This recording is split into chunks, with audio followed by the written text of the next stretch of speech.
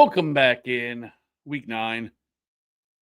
It's almost that time. It is that time.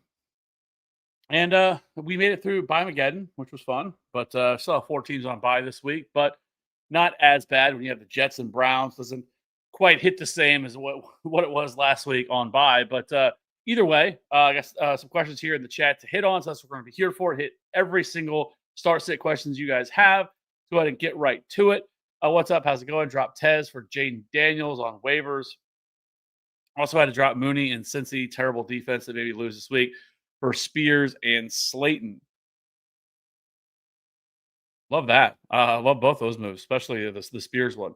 I've actually talked about him in the video I recorded right before I went live about him. I actually think he is a pretty strong play. He's actually played 50% of the snaps, I think, each of the last 2 weeks as well. So he's starting to cut in pretty nicely. Tony Pollard. And even better would be if Tony Pollard gets traded at the deadline. That would be pretty huge too. So like all those moves you made there. Hello, Olave, BTJ, Rice, D2, non-PPR. Rashee Rice is a lock. Dude, just been absolute baller. Scoring touchdowns as well. We get a matchup against the Bills. One of the highest totals of the weekend. So especially in a non-PPR, Rice ability to score touchdowns. And then I'd probably go with Brian Thomas Jr. I know it doesn't feel great, but with Brian Thomas, they get this matchup against the Raiders. Phenomenal matchup. The Raiders are terrible against opposing wide receivers. So I think I would go with Brian Thomas and Rashee Rice here, especially with Slowick taking over as the quarterback. I'd rather have BTJ and Olave or Nico and Cup.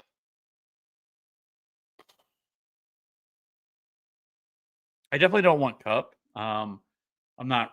I mean, he's been fine, I guess. But I do like Nico more than Brian Thomas Jr. Obviously. So, can you get somebody else besides Cup? Can we swap out Cup for somebody else? I definitely want I definitely really like Nico, especially this weekend with Patrick Surtain out, and this game against the Broncos could be big for him. But with Cup, if it's only Cup, I probably just hold BTJ and Olave. I think that's probably giving up a little bit too much, unless we get somebody different. Hopefully, some trades can help out. If Reese or Pollard is traded, I'll be fine with Davis, Spears. LA Rams defense should be solid too. Yes. The Rams are in a very good spot this week against the Saints with the quarterback change they made. I don't see it. I don't think it helps them at all. So, but yes, the Rams are a very good defense this week. And yes, it'll be interesting to see what happens with Breece Hall. I kind of go back and forth if he's actually going to be traded or not. They should. I mean, if you're the Jets definitely should look to move on from Breece Hall. I mean, it's the last year of his contract. I can't imagine that they would franchise tag him when the state of their team is right now. This doesn't make a lot of sense of where they're at. You could easily replace Breece Hall, and so it would make sense for them to try to get something for him. They're obviously not going anywhere this year, so I hope he gets moved. And yes, I do think Isaiah Davis is a very smart stash, even with them on bye this week, in the event that Breece Hall would be traded. Should I drop Matthew Golden and pick up Christian Watson, Darius Slayton, or Alec Pierce rest of season? PPR, Matthew Golden has not done anything. I think Christian Watson would be in the same boat, right? This team is just going to be so crowded at wide receiver. I mean, Jaden Reed is supposed to be back soon as well. And so, you just have so many wide receivers, Dobbs, Golden, Christian Watson, Jaden Reed, and they mix in Malik Heath and Savion Williams as well. And so, it's just so many different wide receivers. And then you also have obviously Tucker Kraft, who is the leader of them all, and gets a lot of targets. And this is also a team that really wants to run the ball, and they're not a really pass heavy offense. And so I think looking at this, I would be fine with, probably I'd be okay with dropping Matthew Golden at this point. I don't think all of a sudden you're going to end up regretting dropping Matthew Golden at any point.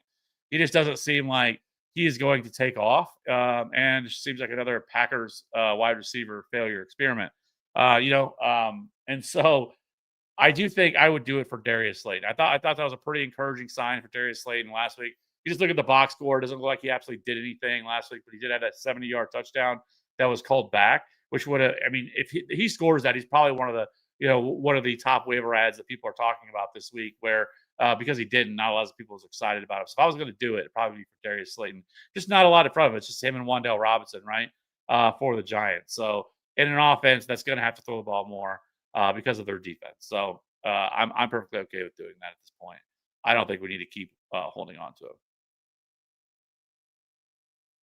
Crab gravy. First place in Dynasty right now. I love to see that. Do I play Lamar or Drake May? Oh my goodness. So I love both of them, but I probably would go with Lamar against the Dolphins.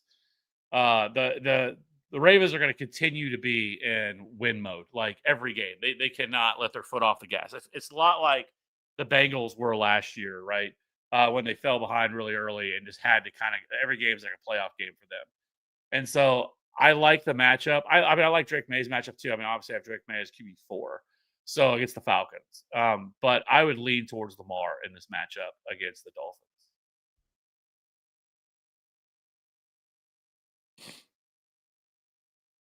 Long time listener, first time caller. Love to see it. Pick one for my flex: Bam Knight, Dobbins, or Shakir. Thank you. I think for me, I don't want to play Dobbins. I'm not excited about playing J.K. Dobbins, to be honest. Just the Texans' run defense has been really good. That Texas defense, I have a lot of respect for. I think they're one of the best defenses in the league. If they had any semblance of like a consistent offense, I think their offense or their record would be a lot better than what it is right now. And it's not because of their defense. I looked a couple weeks ago against the Seahawks whenever they had 4 turnovers and still somehow lost that game. So I'm not excited to play Dobbins. I think it comes down to Bam Knight and Khalil Shakir. The thing I'll say though with the Chiefs is the Chiefs have done a really good job for the most part against opposing wide receivers. They have really limited that. I mean, even like in the slot, because typically Trent McDuffie plays a lot in the slot, which is the best cover corner. And we saw him like whenever they played against the Lions, where they were able to pretty much shut down Amon-Ra St. Brown. So it does make me nervous about Shakir. I think Shakir is like a solid wide receiver 3 this week, but I would go with Bam Knight. I really like Bam Knight. They had the old Michael Carter stuff where they looked like they were going to release him and they didn't, or they did, and then they brought him back on the practice squad. I'm sure they'll bring him back up.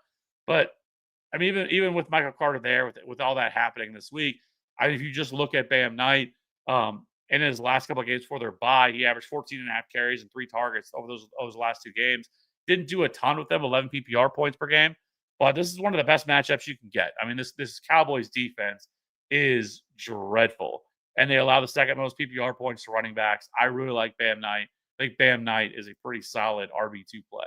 So I would go with Bam Knight.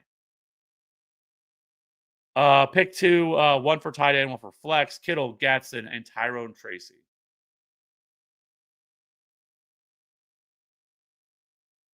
So I would go with George Kittle against the Giants.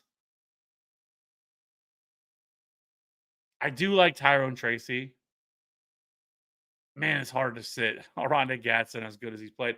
The only thing that worries me with Gatson this week is this Titans team just hasn't pushed anybody all year. And if you let the Chargers definitely will run the ball. And I could see a very heavy run script here for the Chargers, which worries me for the overall ceiling for Rondé Gatson. I think Gatson's still a pretty solid play. I think I have my tight end 7, but assuming this is PPR, I think I lean Tyrone Tracy here. Tyrone Tracy is another player that I talked about that I have as a top 17 running back this week, but the 49ers aren't great against opposing running backs. They allowed their top 12, 12th and the most PPR points allowed. And we just kind of go back to even once Scottaboo got hurt last week, Tracy still handled the lion's share of the touches once he went out, played 60% of the snaps.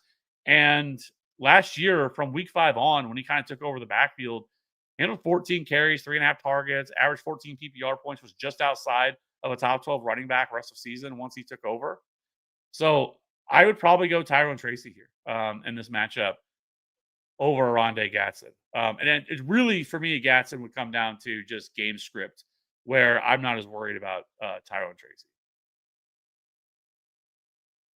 How is this trade in my other league? I'm getting DK and Barkley for Nico Bucky, and Charbonnet.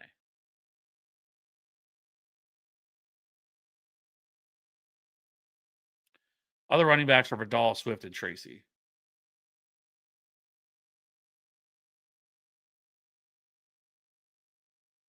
That's tough, mainly because I think when Bucky comes back, like, I mean, he's probably going to be once to that point. I mean, a top 10 running back rest of season, and then I mean, Nico is way better asset than DK Metcalf, and then Charbonnet is, I mean, he's fine. I mean, he's a flex option, so really, it's like Nico and Bucky. I know Barkley's coming off a huge game as well, but that was also against the Giants, so that should be taken into consideration for what happened in that game.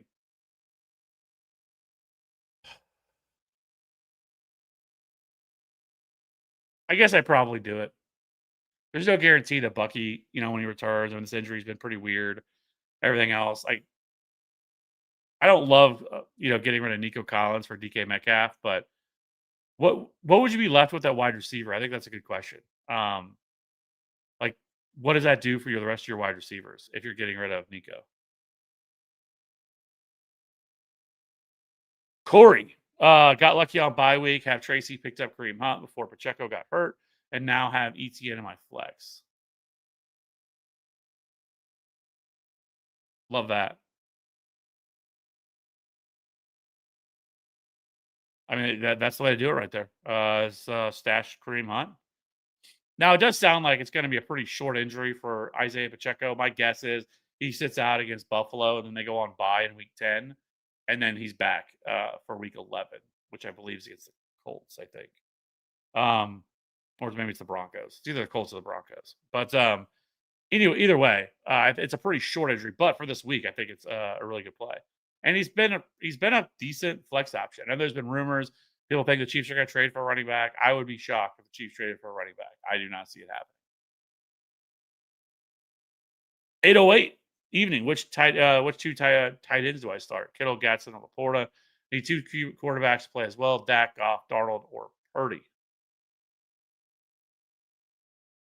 So for me, I would go with Kittle and Gatson. Don't mind Laporta. Just so hit or miss. Obviously, Amon-Ra is the focal point, but also if they can control this game against the Vikings, which they very well could against with JJ McCarthy, they will definitely just run the ball down their throat. But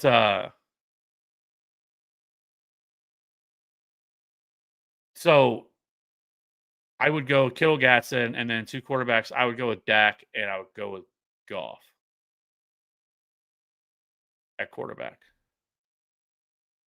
Corey, why is Darnold ranked so low? If Darnold, I just couldn't get him any higher. I like Darnold a lot.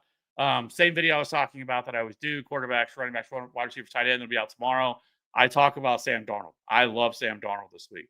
This is not I'm negative on Sam Darnold. It's just there's a lot of good quarterback plays this week and good matchups.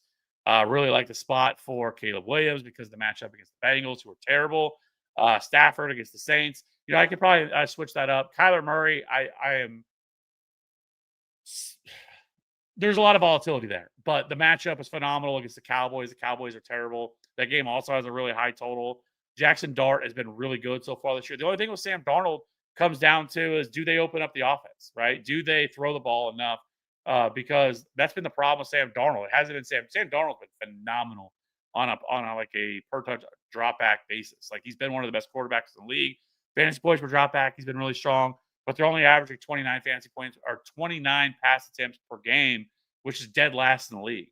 And so it's hurt his upside. And so they've been very good with, if they're able to, just running the ball. And Seattle's defense has been really good this year. They've been very much a ball control, lead on the defense. We're, try not to throw the ball, 35 plus times a game. And so that's what it comes down to for me. Like if this game does shoot out, which it very well could, and that's exactly what I talked about, then I definitely think, Sam Darnold could finish as a top 12 quarterback this week.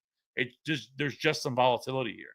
This isn't a locked in, like the Cowboys, for example, who are going to throw the ball 40 plus times a game, or even a Joe Flacco for that matter, who was throwing the ball 45 plus times every single game that he started so far for the Bengals. It's not the case with Darnold. Still love Sam Darnold. I think Sam Darnold is a really good play this week. Just couldn't get him inside my top 12. Someone drop BTJ. Do I get him or who do I drop him? Jacobs, Cook, Dobbins, Aaron Jones, Chase Lamb, McConkey, Sutton, Pittman, Samuel. That's crazy. Somebody dropped him. I mean, I guess Aaron Jones for now, right? I mean, because you're not dropping Jamar Chase, CeeDee Lamb, McConkey, Sutton, Pittman, or Samuel for that matter. So I would probably drop Aaron Jones. He definitely we shouldn't be dropping Brian Thomas Jr. even in a smaller size league. Should I be more worried about Ibuka or Quentin Johnson? Quentin Johnson, yes. Quentin Johnson's role has changed dramatically. I don't really talk about him, but I do have him ranked as a low end wide receiver 3. And that's probably being generous. His role has changed. He's now playing like the deep go clear out route stuff. Like that's not what he was doing earlier in the year. He was the focal point of the offense. We have seen something shift with this offense where he is no longer that guy. He is going to be super volatile now if this is the role he continues to play. And it's really come with Oronde Gadsden taking over that type of role that Quentin Johnson was doing earlier in the year. It's why we see Quentin Johnson explode. And then we've also seen Ladd McConkey get far more involved in the offense as well. And so Quentin Johnson, I don't think is nearly the safe play that he was earlier in the year. And I've adjusted and moved Quentin Johnson down. I have Keenan Allen and Ladd McConkey ahead of him. So I think there'll still be some weeks with Quentin Johnson, but it's going to be a little bit harder to trust. But like Buka, no, I'm not as worried about it. I think the bye week came at a good time. I think he was still dealing with some sort of injury that he's been dealing with for the last couple of weeks. And I think that had more to do with it than anything of why he didn't play or why he's not played as well. Still seeing a lot of targets. So I think once this bye week is passed, I think he should be in better shape. So I'd feel pretty good about it. Dustin, what's up? How do we feel about Green Bay D this week? So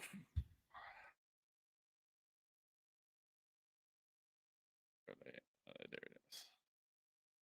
So I think they're a pretty solid play this week. Green Bay is. I have them as a top 5 defense this week in this matchup. They have.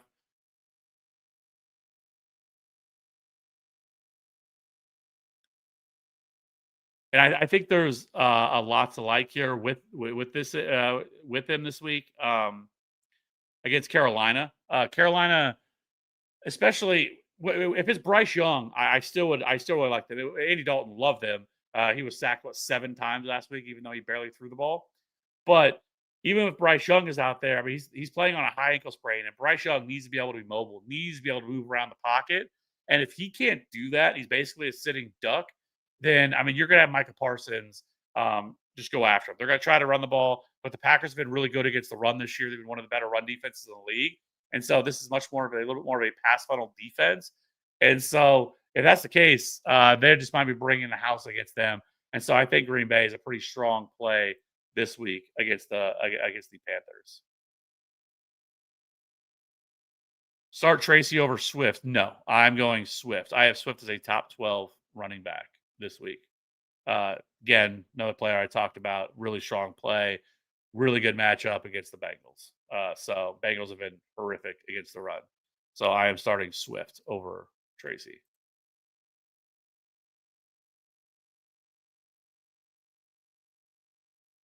I'd also drop Dak, Goff, Darnold, or Purdy. Yeah, I would just drop Purdy.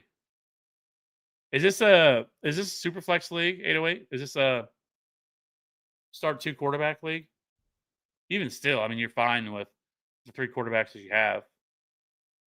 Goff's already had his bye. Darnold's obviously had his bye. Purdy hasn't had his bye, and Dak hasn't had his bye. I think Dak's is coming up in a few weeks. So yeah, I would just drop Purdy.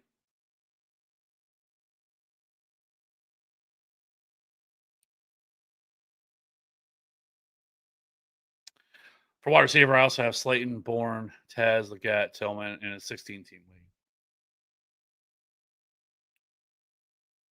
Okay, this is the one with the trade I asked you about. So you'd be left with DK, Slayton, Bourne, Tez, and Leggett and Tillman. Yeah, I'm not doing that. I don't think I would do it. You'd be so thin at wide receiver. I mean, you're already thin now with losing Tyreek, but it's a definite downgrade from DK Metcalf down to, or from Nico down to DK Metcalf. DK Metcalf is super volatile. He's not seeing the type of targets that you want to see. He's going to have some boom weeks for sure, but I think Nico is a little bit safer. And then, I mean, I like Barkley, but I still think with Vidal, Swift, and Tracy, like you're in a decent spot there. And then when you get Bucky back, and hopefully he's back after their bye this week or soon thereafter, he should return as being like a top 10 running back. So I think you're better off long term having Nico and Bucky than having DK and Barkley, in my opinion. So glad Bowers is finally ready to go again. How close is it for you for Dak and Jaden? Not sure which one I'm leaning currently.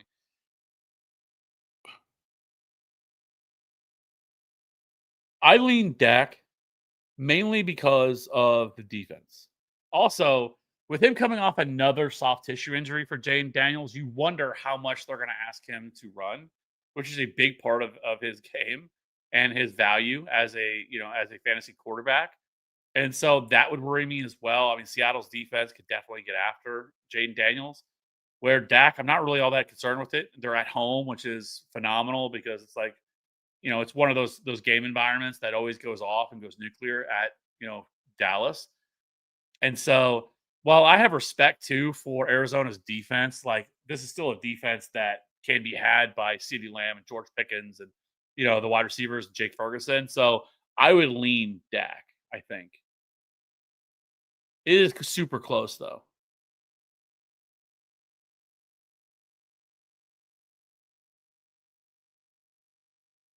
I'm 2-6, having an impossible running back and maybe clinch playoffs. I have to start two of these running backs: Vidal, Hunt, JCM, Tracy. I would go Vidal and Tracy. It is. I do like Hunt. I mean, Hunt is a decent play, maybe in the flex, but it would be Vidal and Tracy. Really love Kamani Vidal. I think he's a top 12 running back play. Adam got offered Josh Allen and Juckins for my Mahomes and Kamara. Thoughts?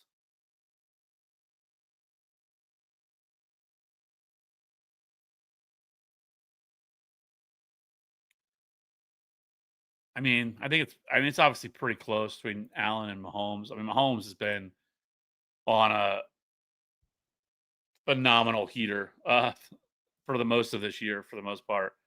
And he's actually the QB1 right now in fantasy points per game right now, averaging 25 fantasy points per game. I mean, you have to go. I mean, really, only one game this year, Mahomes hasn't scored more than 25 or 23 fantasy points, and he scored 25 or more in every other game other than that. So, I mean, he's been a baller, and I don't see it really changing. And actually, their schedule starts to loosen up a little bit.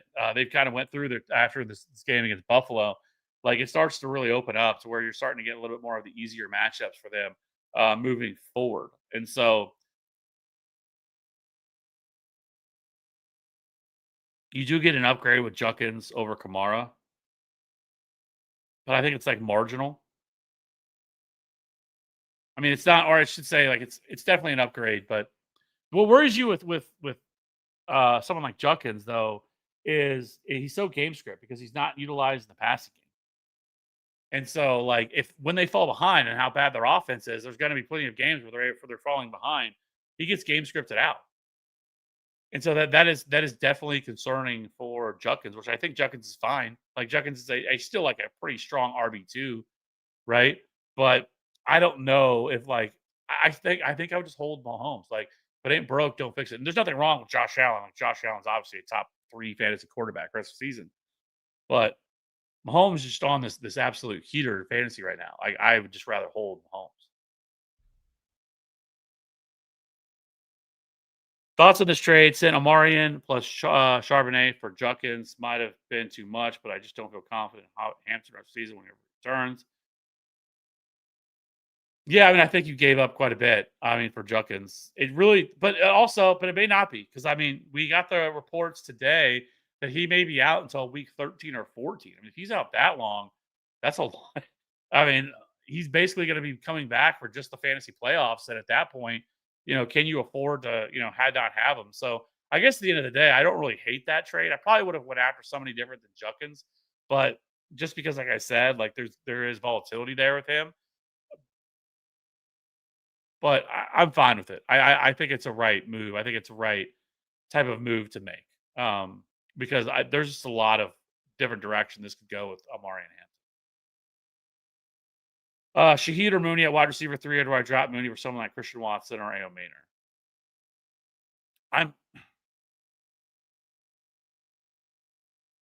I'd probably go Shaheed. I can't trust Darnell Mooney at this point. Like, I want to. I think that, we saw what he could do last year, but I mean, obviously Kirk Cousins was absolutely dreadful. Like, we need Michael Penix back, and Michael Penix hasn't been great this year either. But I still would probably go Shaheed over Darnell Mooney. At least we've seen some ceiling with Shaheed, and he was peppered uh and at the end of that game, um once Shook came in as the quarterback. So I think that's some upside there. And could you drop Mooney? I think you could drop Mooney for the right player, but I'm not doing it for Christian Watson or Aaron Maynard. Like, I already talked about Christian Watson. It's just going to be really hard to trust. And again, you're going to be getting uh, somebody else back. You're getting Jane Reed back, and you're never going to know when to play him. And I like A.O. Maynard, but again, they're choosing him as kind of like a clear out deep threat, super volatile. So I probably would stick with Mooney between those options. So now I need to flex Pittman, Dobbins, Aaron Jones, Sutton, Samuel, No Scary Terry, or BTJ. So it's going to be Michael Pittman for me. Love Michael Pittman this week. Top 10 wide receiver for me. He is a top 10 wide receiver right now. I mean, he's been the wide receiver 10 in fantasy points per game. I think he's wide receiver 8 overall in fantasy points and PPR format. And then I would go with, I think it's Samuel.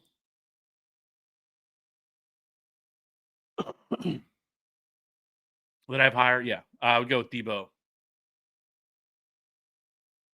Yeah, that's what I thought. Yeah, I have Debo Samuel a little bit higher than Brian Thomas. So, yeah. So it would be Pittman and Debo with no Terry McLaurin, which sucks because I mean Terry McLaurin looked really good in the game against the Chiefs, and then left again with that another soft tissue injury. Same issue, re-aggravated. And generally, when players re-aggravate something, it's generally a much longer process to get back from it. So, I mean, it could be a while till we see Terry McLaurin again, which sucks. Um, but good for if you have Debo Samuel.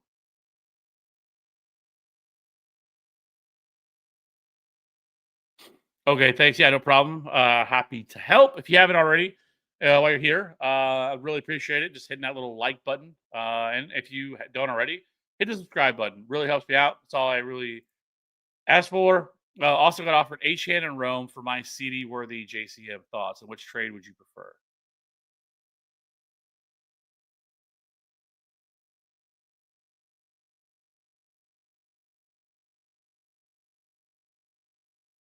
So this is the one where you got offered Josh Allen and Junkins for my Mahomes and Kamara.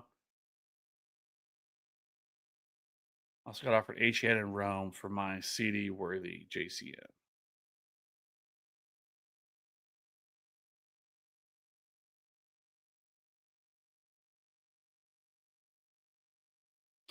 So you have Mahomes, Kamara. What does your whole team look like, Adam? That would help me out a lot more. Just kind of see what you'd be left with, or what. I don't hate that. I mean, H-Hand has been really good. I mean, Rome has been inconsistent and not of his own doing. It's been more Caleb Williams and this team wanting to run the ball a lot more. But obviously, moving on from CeeDee Lamb is a pretty big blow. But I think you're also, I mean, the Worthy stuff. Like, Worthy's going to have weeks where he is, especially fantasy viable. I think he's probably going to be more like a wide receiver 3 moving forward with Rashee Rice. JCM, he's again another player that's not involved really at all right now in the passing game, which really limits his upside. Jeremy Nichols has taken that role, and it's going to limit his upside. But I would like to know, like, what does the rest of your team look like?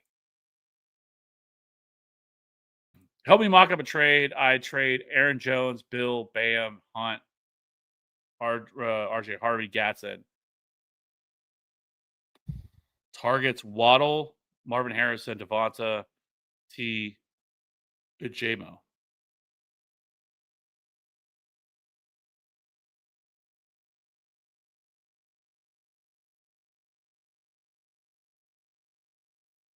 I mean, I think it's fine. I mean,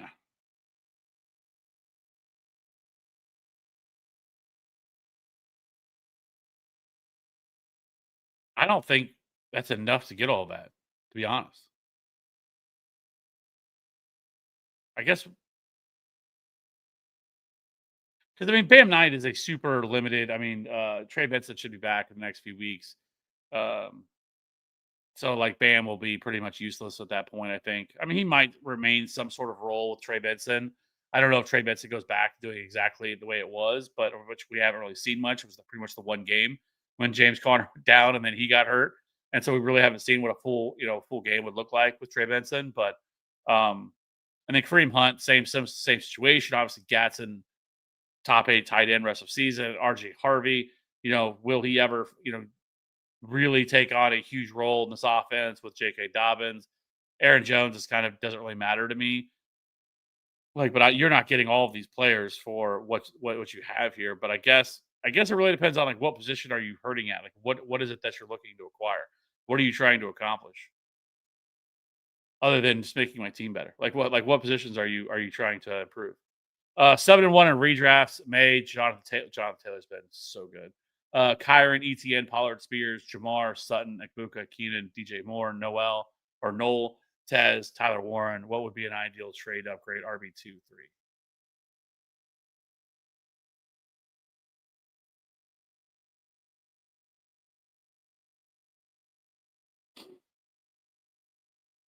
I mean, you ever heard the if it ain't broke, don't fix it? Like, I mean,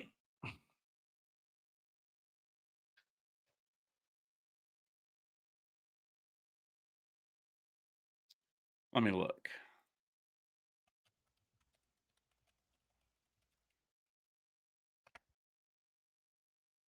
just so I can get a understanding. Let's go to running back.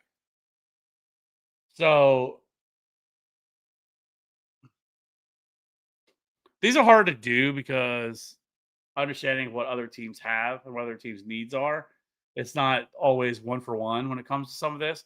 But like in terms of like buy low situations, like I think Bucky would be one of those you would talk about, like try to flip Kyron Williams or someone like that. But then there's the unknown of like when Bucky's going to come back, what he's going to look like. So I think that's tough when it comes to someone like that. Um, but you're not gonna be able to it's not enough to be able to go and get like, you'd have to give up more to go up, like, further up than Kyron. Because I view Kyron right now, I think rest of season, like, RB10, RB11. I think is a fair spot for Kyron Williams, rest of season. And so, like, going up and getting, like, an HN or a Barkley or a Jacobs or James Cook, like, you're gonna have to trade quite a bit to go make that happen. Whereas right now, like, I think Kyron's fine for what he is. Like, he's a pretty consistent, you know, limited ceiling, but solid floor play. Where you have JT has just been on another planet this year. ETN, I think, will have better games. Prior to their bye, he did wasn't great, but at the same time, the matchups weren't phenomenal either. So I think some better days are there. And if Pollard gets moved to the right spot, like that could free up another running back spot you're going to have. And then also you have the backup, which Spears would then obviously be a little bit more intriguing. And the rest of your team is really solid. Like I don't know if like I'm just going out to make a trade to make a trade because it's kind of like a weird spot to be in. Like I guess without knowing what other teams have, like that's what makes it hard about like just throwing people out there. And I don't necessarily know if you have like a huge need at it. Like I think you have good enough pieces there. I'm 7-1, 12 team PPR. Mahomes, Dak at quarterback, Saquon, JT, Javante, Harvey, Benson at running back, Agbuka, Wandell, DJ Moore, wide receiver 3, Kelsey Gatz at tight end. Should I do Javante plus Dak plus Moore for Jefferson plus DK?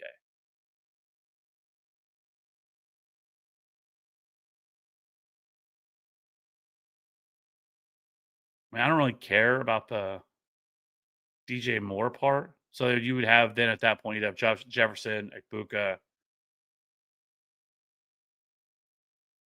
Wandale, and DK Metcalf.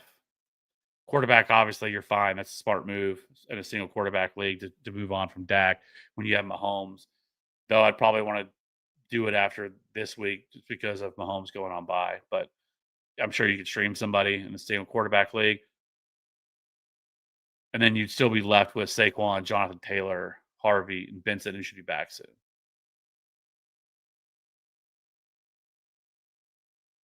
The only thing with Jefferson is just the quarterback situation for Minnesota and JJ McCarthy and what he looks like the rest of his season. Because it's really killed Justin Jefferson's upside so far this year. Um, I think you could get something better if that sounds crazy enough. Like, I don't hate it. Like, I don't hate it. Like, obviously, if when everything's right, Justin Jefferson's the top 5 wide receiver. And moving on from Dak doesn't really matter to me. And DJ Moore is just kind of a throw in. So really, it's kind of like I get, you know what?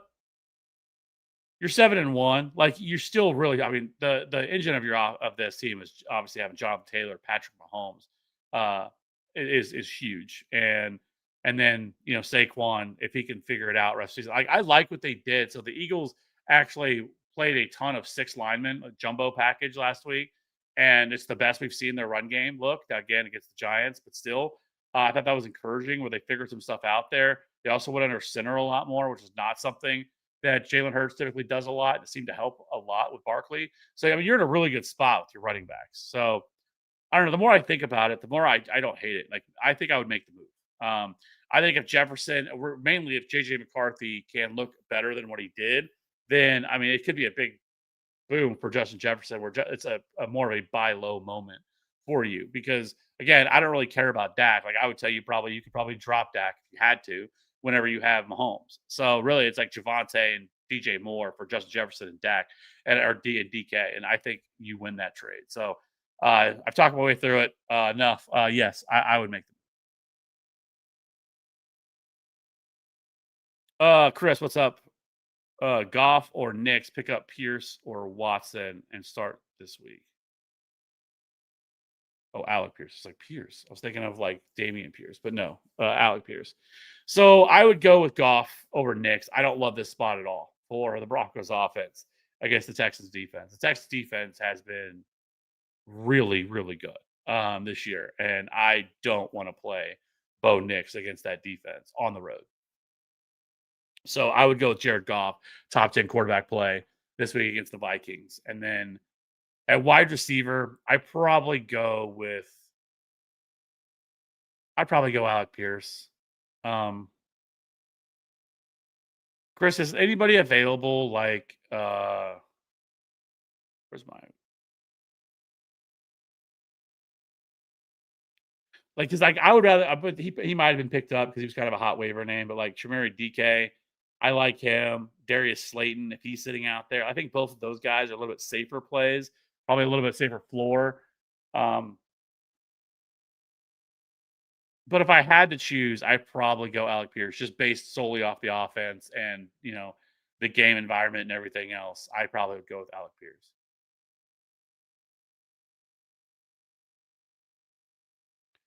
Pick 2, DJ Moore, Travis Hunter, ETN, Dobbs, Trey Tucker, and Jennings. Give me Travis Hunter. I really don't want to play 2 Jaguars, but I'd probably go Travis Hunter and ETN. It's just a really, really good matchup against the Raiders. So I probably go Hunter and ETN. A close third to me would be Juwan Jennings. I think this is could be a real bounce back spot for Juwan Jennings against the Giants. Will Darius Slayton or Kendrick Bourne? I'm gonna go with.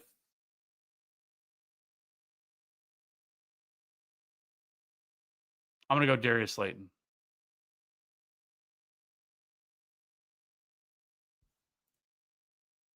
Okay, so wide receivers are JSN, CD, Rice, running backs, Jinty, Charbonnet, Kamara, Bucky, Shad White, JCM. Lost Skydaboo.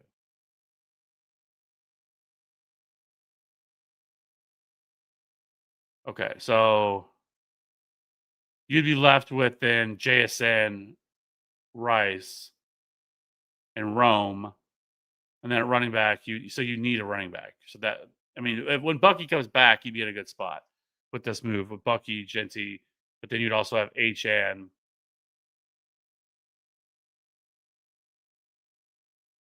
Like I said, Worthy and JCM aren't really that big of a deal. Yeah, I'd actually think I'd make that move. Now I look at this. Because you'd be really, I mean, you're still set up really well. I mean, you have JSN and Rasheed Rice, who are both top 5 wide receivers rest of the season. And then you still have Rome. Still think he has the potential to be a top 10, top 12 wide receiver rest of the year. HN is locked in, top 5, top 6 running back. And then you obviously need that. It's kind of something you're missing with Bucky Irving and then losing Scottaboo. So I actually think I'd do that. I think I would do HN and Rome and give up CD Worthy and Ja'Cory Krosky Merritt. I would make that move. I think that's really good for you.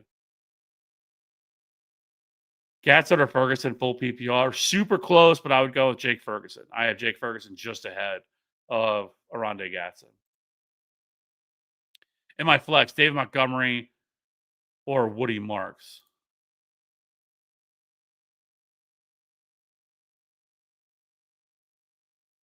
It is close for me, but I probably slightly lean towards David Montgomery in the matchup. Minnesota has been bad against the run this year. I would probably go David Montgomery over Woody. But I do like Woody Marks. But I have Montgomery at RB21, and I have Woody Marks at RB24. Or Bam 9. I would go Bam 9 between all three of those. I kind of already talked about it with Bam Knight. Really like the spot. Love the matchup. Fractured Realms. Full PPR. Need 2 running backs. Tracy Hunt, Swift, Vidal, Chase Brown, Genty, or Kyron Williams. You are loaded at running back. I mean, there's just a ton of depth.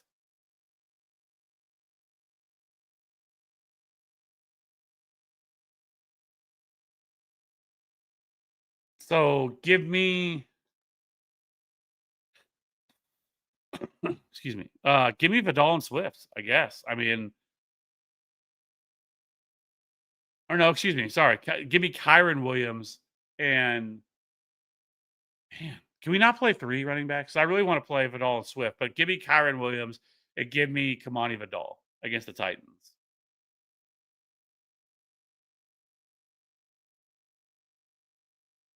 This is a spot where I would look to maybe like package some of these running backs, especially like a Tracy, someone like Tyrone Tracy or something like that, and try to package them for maybe if you're like struggling at wide receiver or something like that. Because man, that's a lot of depth you have there. Walito, what up? Keenan Allen, DK Metcalf, Tyrone Tracy need to. Give me Tyrone Tracy and DK Metcalf.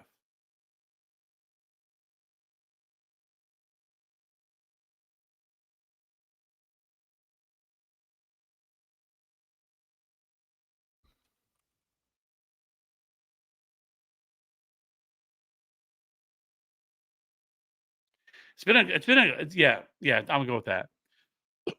When it comes to Keenan Allen, like he's been super volatile. Like he had the first 3 weeks where he was really solid, but then since that point, like he's had basically one game where that week 7 game against the Colts where he went off for 28.9 PPR points and 14 targets in that game. But other than that, I mean, it's been 8.7, 10.8, 6.7, and 8.4 for him. And so I'm going to go with, I would go with Tracy and Metcalf. Yeah, hopefully the double Jags won't be too bad. Yeah, I mean, it's hard to do that anytime. But at the same time, I'm just following the matchup, and the matchup is probably your best bet of the options you have. And hopefully Liam Cohen doesn't lie to us again about the whole getting Travis Hunter more involved and wanting him to be, because that's kind of been the talk that they want him to be well more involved. It could possibly even threaten as like the number 1 wide receiver now in the offense over Brian Thomas.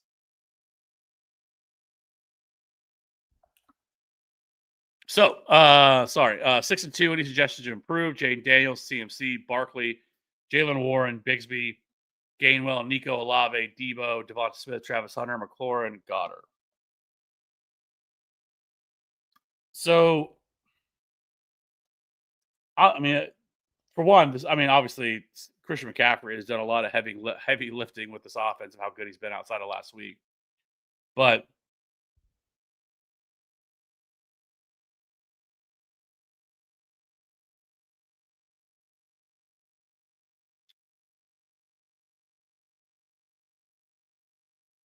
I'm getting Jaden Daniels back. It's going to be healthy. It's going to be huge for you. I think obviously you're set at running back with Christian McCaffrey, Barkley, Jalen Warren has been really solid.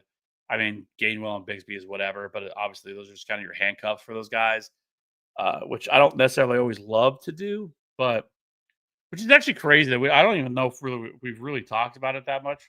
But Caleb Johnson like just gets zero talk. Nobody talks about him. But anyways,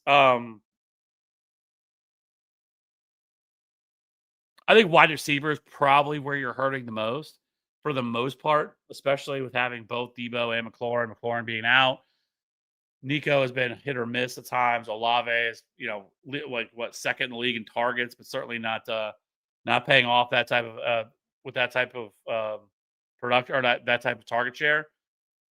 I think wide receiver is where you probably need the most help. Obviously, you're not moving Christian McCaffrey or Barkley. They're not even thinking of that, but like maybe you go to somebody that's desperate at wide receiver, but maybe has or that desperate at a certain position, like a running back. Maybe you could take Jalen Warren, which I don't love, but like take someone like a Jalen Warren and then like a Chris Olave or Devonta Smith coming off, some strong games recently. Maybe you could try to trade up for a wide receiver. Let's see. Maybe even someone that's like struggled recently, like a Rome Odunze or maybe even try to put a package together for Mecca Buka, but that's probably going to be tough. But he's fallen off a little bit, so maybe that could maybe happen. Trying to think of some other players, maybe like an AJ Brown's probably a pretty solid buy low. Missed last week, on buy this week, especially for someone that's really desperate. Like this is a good time to go after teams that are just desperate, right? You're 6-2, you're in a really good spot right now. But going after the teams that are 3-5 that are kind of desperate right now, trying to see if you can work something, and you do have enough depth. Like you have a lot of like wide receiver twos and threes, right? But you don't have outside of Nico really a really like alpha wide receiver. But your running backs are phenomenal. And so, like, I think if I was going to improve anything, maybe it's trying to do that. But overall, like, there's nothing wrong with this team. I think this team is very good, and I would be happy with it. Does Jacobs ever start a week not questionable, or should I pick up Wilson? I mean, he's dealing with a calf injury, but yeah, I think Emmanuel Wilson is a pretty solid buy or solid player to add if you have enough bench spots for it. But no, I mean, Josh Jacobs is going to continue to nurse this calf injury that he got. So I got Jalen Hurts on bye. Do I start Kyler Murray or pick up Flacco or Trevor Lawrence full PPR? So Flacco, we're gonna have to monitor because Flacco is dealing with an AC joint sprain in his throwing shoulder, so that's a problem. Especially if it was non-throwing, it probably wouldn't be as big of a deal. So I mean, there's a chance that Joe Flacco doesn't play this week, which would then crater everything I like about this offense. We go back to Jake Browning, I would substantially lower everybody and any excitement that I would have for these guys. I think you probably go Kyler. I mean, you just couldn't ask for a better matchup against the Cowboys defense. Cowboys defense let everybody get there. I know it's not been great for Kyler. He's actually somebody I talked about in the video that'll be out tomorrow, but um, it's been a rough year for Kyler Murray. But I mean, the Cowboys are allowing 273 passing yards, 2.5 passing touchdowns, and the fourth most, or excuse me, and the most fantasy points per game to opposing quarterbacks. And it's really not even close. They are allowing 4 more fantasy points per game to opposing quarterbacks than the next closest defense. So while it's been really rough out here for Kyler Murray this year, who hasn't topped 220 passing yards or 18 fantasy points in any game this year, this matchup is so good that I just can't pass it up. I would have to go with Kyler Murray in a coming off this rest that he's had, plus the bye. Joe, which RB2 do you prefer? Woody, Marks, Charbonnet, or Pollard? Give me Woody Marks. I have Woody Marks as like a low end RB1, or excuse me, low end RB2 this week against the Broncos. The Broncos have been susceptible at times to running backs, so I think that's a positive. But I would go with Woody Marks, who I think now was played like 60% of the snaps last week.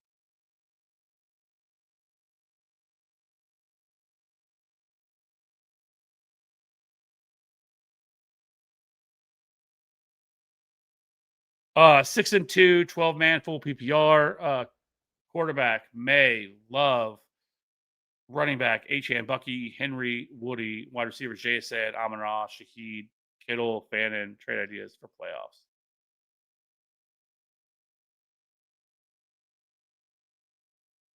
So for playoffs, let's bring up the old. I haven't even started looking at this yet. We're not quite there for me to start really thinking about it because a lot of things can change. But let's look up the old fantasy playoff schedule. Let's see.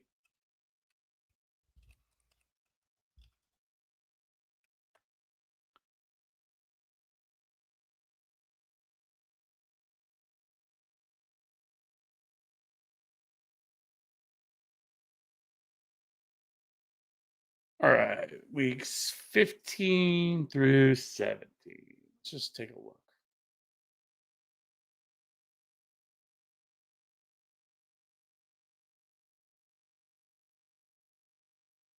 So you're set up really well at quarterback because right now the Patriots have the eighth easiest schedule during the fantasy playoffs from weeks 15 through 17. And then the Packers actually have the 13th easiest schedule over that span. As far as running backs are concerned, Miami actually has the fifth easiest schedule during the fantasy playoffs. Tampa Bay has the sixth easiest. Did you just draft your team for the fantasy playoffs? Because you are in very good shape with that one. Baltimore is 17th, and Houston is at 22nd. So not great for them. But wide receivers, JSN, I don't even care what his schedule was. Yeah, he's so good this year. It doesn't really matter what his where his schedule lands, but I'll look. Actually has the 10th easiest schedule. So yeah, great news there. Detroit, same way, but Detroit has the ninth easiest schedule during the fantasy playoffs. I mean, I don't really know what to tell you. Like, I don't think you really need to make any moves. I mean, everything's set up really well for you. Uh, Kittle has the fifth easiest fantasy playoff schedule. So that's awesome. I think your team is set up really well. Whether it's rest of season, I mean, running back, especially once we get Bucky back, I think that's going to be huge for you. But HN solid, Derrick Henry, I think it's going to be way better. We know, always the meme of winners coming when it comes to him because his fantasy production just jumps up big time once we get to the colder months. So I think that's good news with Lamar Jackson back. Wide receiver wise, I mean, JSN and Amon-Ra St. Brown have been top three, top four wide receivers, so far this year. I don't see any sign of that changing. So I actually think you're in a really good spot. I don't know if you really need to make any moves. And just looking at the fantasy playoff stuff, like obviously things could change, but you're set up really well for the fantasy playoffs right now. Like your team is set up really well. Like so, Marcus, I don't think I'd make any moves to be honest. I don't think you really need to. I think you're set up pretty well. Maybe a wide receiver 3 because Shaheed, but like it's like what are you moving to make that happen, and what other maybe like if this is a single quarterback league, so when you have Drake May, maybe you just trade Jordan Love, especially coming off the huge game he's coming off of, and package maybe something else to try to get a little bit more of a solid wide receiver 3. But that's really it. Like I mean, other than that, I think you're set up pretty well. Yeah, Kyler Murray has been really good against the Coors Field, and Jerry World. Michael, so Bam is a start this week. Yes, Bam night is a very good start this week. Which defense should I go with, Chicago or New England? I have Tampa Bay, but I'm holding on.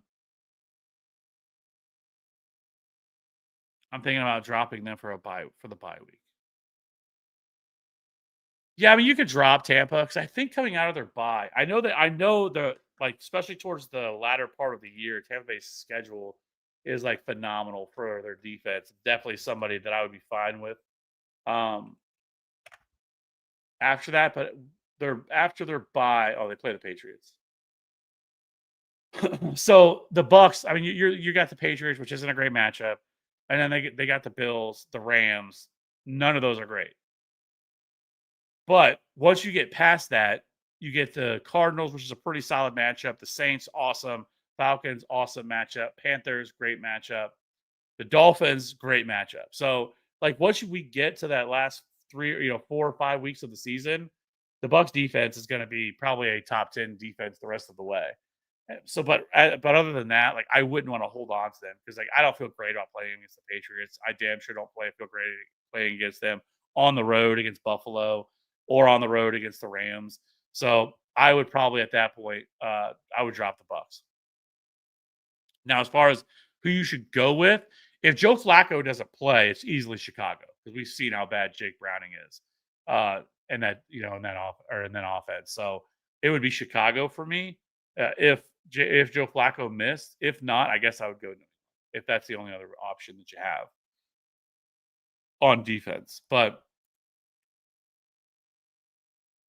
I mean, my top streaming defenses, which put out that video yesterday, or no, today. Oh, yesterday. Sorry, forget my days. Yesterday, but I mean, the Jaguars, my favorite defense to stream this week. I don't know if they've already been added, but only rostered in 6% of leagues. Whenever as of yesterday. But I mean, the Raiders have allowed the fourth most fantasy points opposing defenses. Jaguars are really good play this week. Jaguars have been really good at turning the ball, and that is Gino has been turning the ball over at an extremely high rate. He's already turned the ball over 10 times and has also been sacked the ninth most times. So if the Jaguars were out there, I would like that too.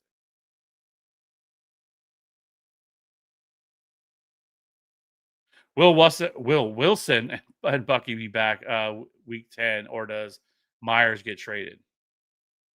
Or where does Myers get traded?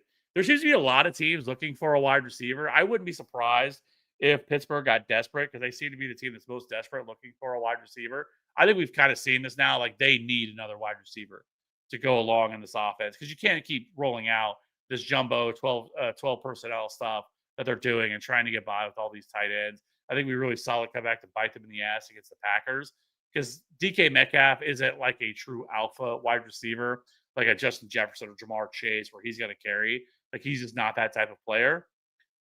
So they definitely need another wide receiver.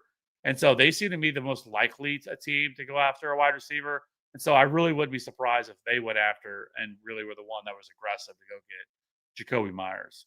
Um, I'm not 100% on Bucky if he's going to be back after the bye. It's been kind of cloudy on the updates when it comes to Bucky Irving. Um, see if they put anything out recently.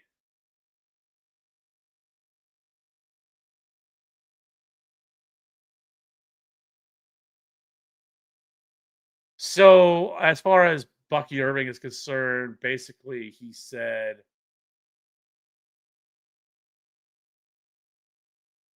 I think those guys will start doing some things this week, depending on the progress they make. What exactly these things are, Bowles did not say. We will see how practice goes next week and if they can get some things done this week. I did not have a timeline on it either, just how things are going progressing. So, like, very vague on the response there of Bucky Irving, but it does sound like he's getting closer to possibly returning. So that is a positive.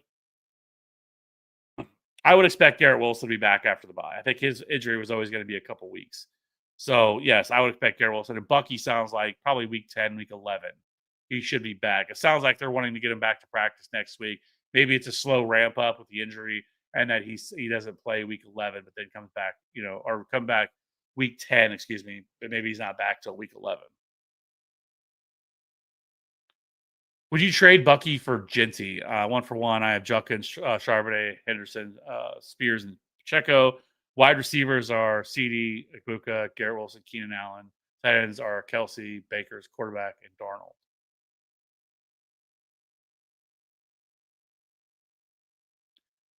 I mean, I personally would rather have Bucky Irving if I can. I don't think you said what your record is, but like if you're in a good spot and you don't need like unless you're like desperate for like production now, then I guess that'd be fine to do that for Ashton Genty. But I would rather just one for one, other have Bucky. But it really depends on your situation, and what's like. Do you need wins now? Can you get through? Waiting for Bucky Irving. How's it going, Rab B? Should I drop Aaron Jones and pick up Tank Bigsby? I'm fine with it. Like I don't mind it. I think Aaron Jones obviously has a much higher week to week like floor or ceiling, especially if the team's going to be playing from behind. We saw it last week where he outsnapped Jordan Mason because he's the pass catching back. So like I don't mind having Aaron Jones,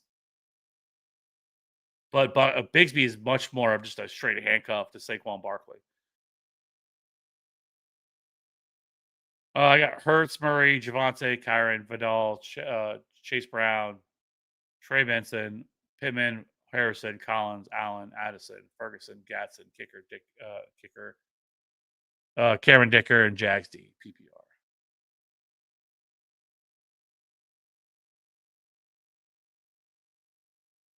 I think I asked what the rest of your team was. Maybe I didn't. Maybe you didn't. Anyways.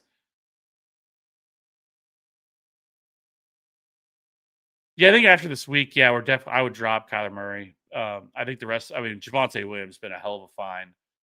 Kyron Williams obviously is solid. Oh, any advice? I'm 5-3, playing the only undefeated team in my league. Wish me luck. Advice would help.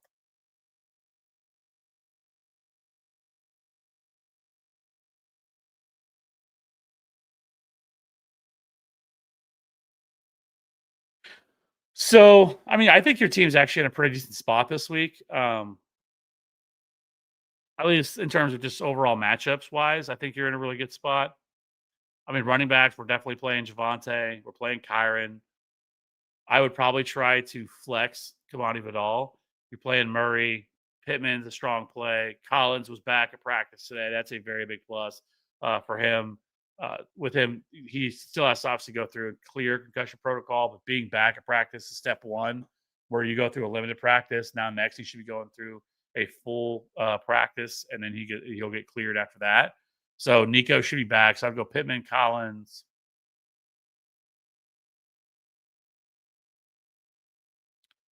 I don't mind doing a little stack of Marvin Harrison. I almost wrote him up as a top play just because the matchup's phenomenal against the Cowboys, but he's just been super volatile this year. And Murray's, but the matchup's great. I will say that. So the little stack of Murray and Marvin Harrison, I don't mind that. At tight end, I would go with Ferguson.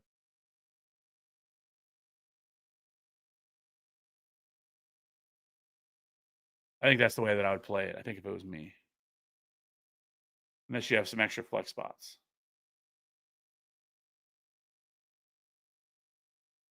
Is it time to drop Ricky Pearsall? I don't think you can drop him in like a 12-team league. I don't think we're to that point. Though we're not getting like positive either, like with this PCL injury. PCL injuries can be tricky.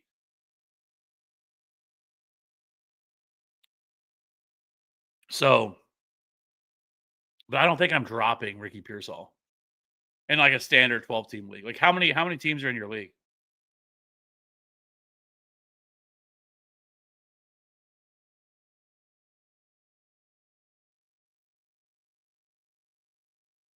Who would you rather keep in your IR rest of season, half point PPR, Waller or Ayuk? Brand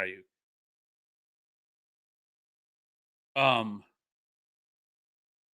I mean, Darren Waller was fun, but Darren Waller was way more like just was scoring some touchdowns in the red zone. Volume was never there. I mean, he is 30 plus years old. This is now like the second time he's been hurt. He was hurt in the preseason, missed time. Now he's hurt again. Like, I know Brandon Ayuk hasn't played yet this year, but it does sound like he's getting closer and closer to being ready to return. And they really need him with all the injuries they have at wide receiver. So it sounds like that next week they may open his practice window, which if they do, that probably puts him probably around a week 12, week 13 ish return. I would think, because I think they slow played a little bit, probably for a couple of weeks, at least a week. Maybe he's back by week 11 if they open his practice window next week, week 10. But I do think their bye is coming too. So I think it's week 12. Is their bye? No, week 14. So it's actually pretty far away. Um, but yeah, I could see. I think week 12 he returns. Now, what does he look like? I don't know. But they desperately need him. I know that with all their injuries. But it would be Ayuk for me. And one of my leagues, I got offered BTJ and Chase Brown for my Bucky, and I hit accept the day after the guy who sent that trade regretted it and he vetoed it. I'm annoyed. How do you veto it? Normally, like vetoes in most league are like, is he the commissioner?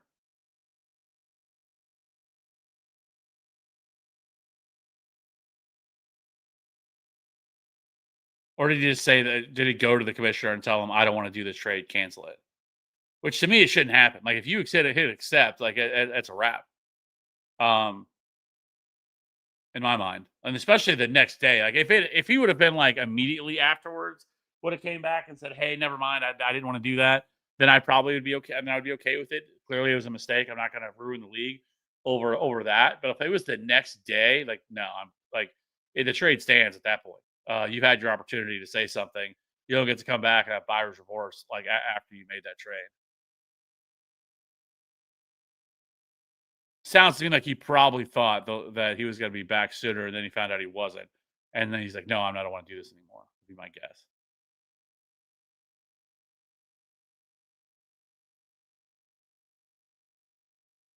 I would be annoyed too. Start Charbonnet, Troy Franklin, or Spears in the flex. I'm gonna go with Spears. I Troy Franklin is interesting, but the Texans, I think they allow like the second or third fewest fantasy points to opposing wide receivers this year. They've done a really good job against like I said, defensively. I think really JSN is like the main guy who really got over on them, and Troy Franklin's not JSN. So and then Charbonnet is fine. Like Charbonnet could score a touchdown or two. Like this whole game of giving him all the goal line work is frustrating, but I probably go Tajay Spears. He's playing 50% of the snaps. The matchup is actually really good. The Chargers have struggled against the run this year. And, Tajay Spears is far more explosive. I probably go Tajay Spears.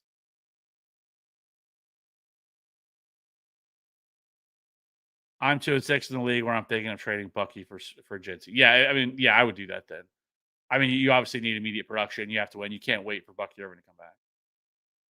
Or should I trade Bucky and Garrett Wilson for Jency, Tet, and Harvey? I'm fine with that too, honestly. Like you really can't lose. Like you might be able to lose one more game the rest of the way, I think, and make it really depends on the rest of your league and what the rest of your league looks like and where everybody else is at and how far behind you are from like I don't know how many players or teams make it in your league, but yeah, I would be okay with doing that too. Like you need immediate production. If I were to try to turn Kyle Pitts into a wide receiver, running back in a trade or package with Sutton, what value? I don't know if he'd get a lot. Like but I like Kyle Pitts. Like Kyle Pitts has been underrated. I know that I still see a lot of jokes going around about Kyle Pitts about like, oh, people think Kyle Pitts is good and all this other stuff. People are still buying into Kyle Pitts, but Kyle Pitts, the last 4 weeks, like the last month, like he has put up. Um, he's been a tight end one in 3 of the last 4 weeks, or not the tight end one, but over a top 12 tight end, and 3 of his last 4 games played, and over his last 2 games, he's seen 19 targets over that span. So that's with, obviously Kirk Cousins and also Michael Penix.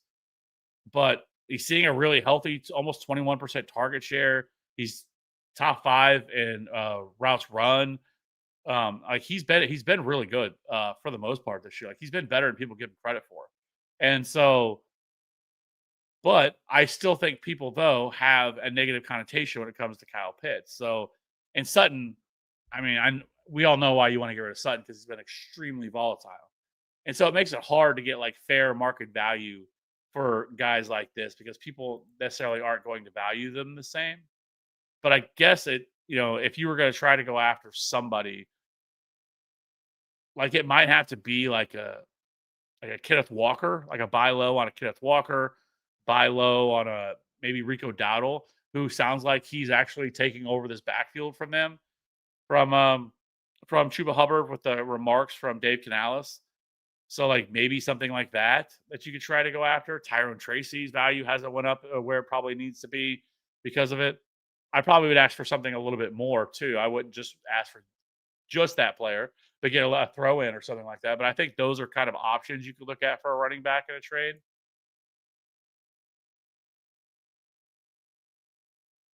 Wide receiver wise,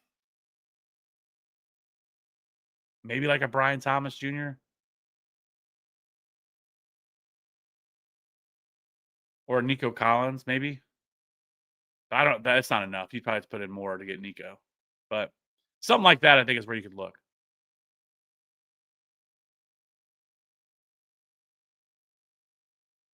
I'm starting the Williams at running backs, Pittman, Harrison, Vidal. Okay, yeah, that's love that. Start Diggs, Bill, or Harvey in the flex. I'm already starting JSN and Nico for my wide receivers and Bam Knight, Kareem Hunt for my running backs. I would probably go Stephon Diggs of the options you have. For week 10, quarterback to cover and buy Fields, Bryce Young, Tua, McCarthy. I'm going to have to look at the schedule. I haven't even started thinking about. Let's see what we got going here for week 10.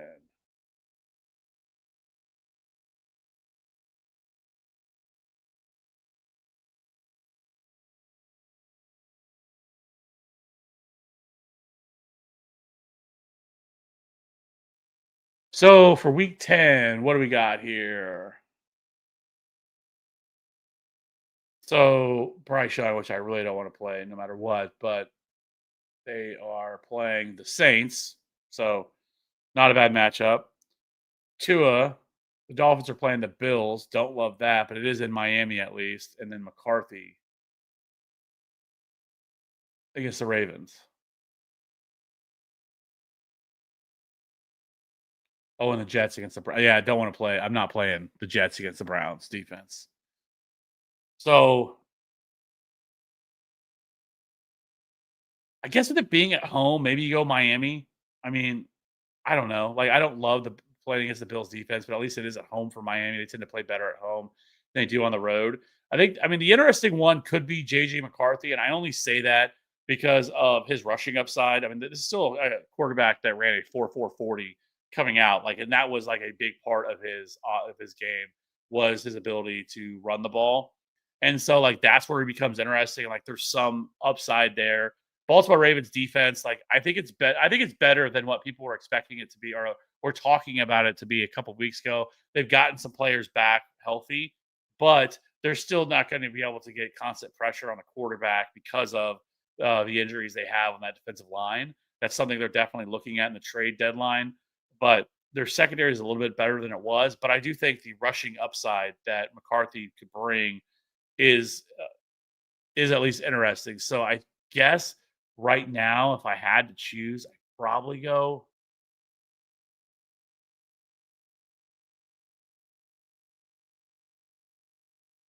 I'd probably go JJ McCarthy, but it's close between him and Tua. I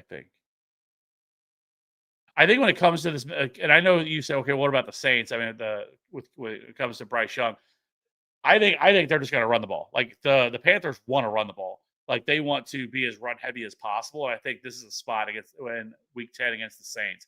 I think where they would look to do that. So I would probably go with McCarthy. Tyrone Tracy is available on waivers on 3 and 5 full PPR 10-man league. My quarterback is May, running back CMC, Bucky, White, Monty, Aaron Jones, wide receivers Pittman, Dobbs, JMO, Franklin, Jennings, Myers, tight ends Kittle.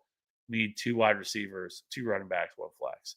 I would definitely be trying to add Tyrone Tracy if I were you, um, especially with White and Bucky both on bye. So a running back, at least right now, you're going to go CMC and David Montgomery. Wide receivers, you're going to go Pittman and Juwan Jennings. And then at flex, I think I go. I probably go just because of like possible game script. I guess I go Jameson Williams, who I know Dan Campbell talked about. a little bit during their bye, something that they kind of wanted to get going. And so I probably go Jameson Williams in the flex. And then I'll say this: if you were able to get Tyrone Tracy, I would go CMC and Tracy.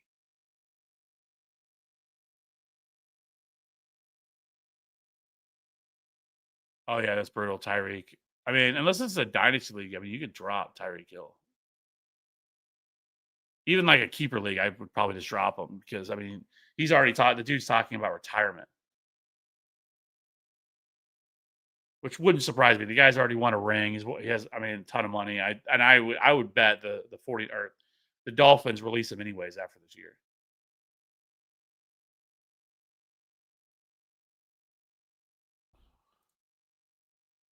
Bo Sutton for Flowers, straight up swap. If you can trade Sutton for Zay Flowers, I'm doing it. No, without question. Zay, I mean, Zay's been fine this year. He hasn't been like he's like wide receiver 24 fantasy points per game. He has that one boom week in week one where he went off, but he still has plenty of weeks this year where he scored like 13, 14 PPR points. So like he's been a viable like wide receiver two this year, even without Lamar Jackson. So I would much rather have Zay Flowers. I'm the favorite by matchup. Would you still say Spears has the safest floor out of those three? Uh, that was Spears.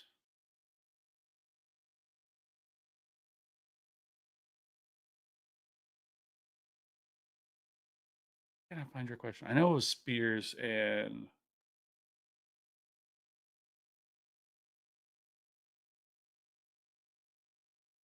oh, there, yeah. Start Charbonnet, Troy Franklin, Spears in the flex. I just think he's probably guaranteed to see the most touches.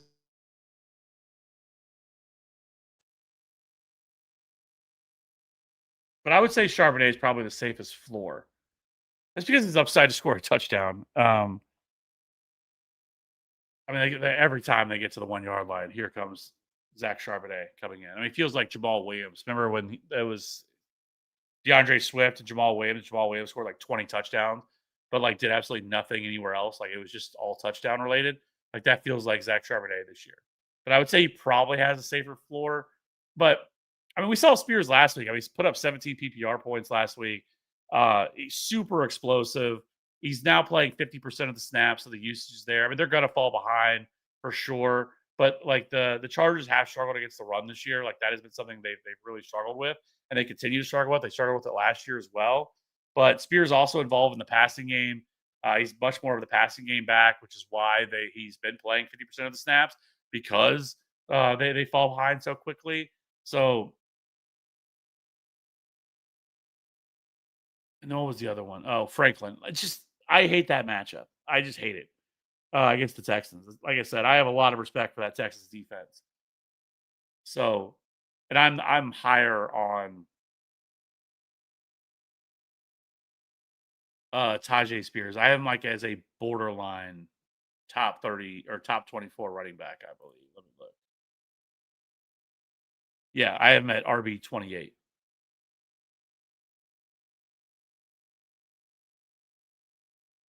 So,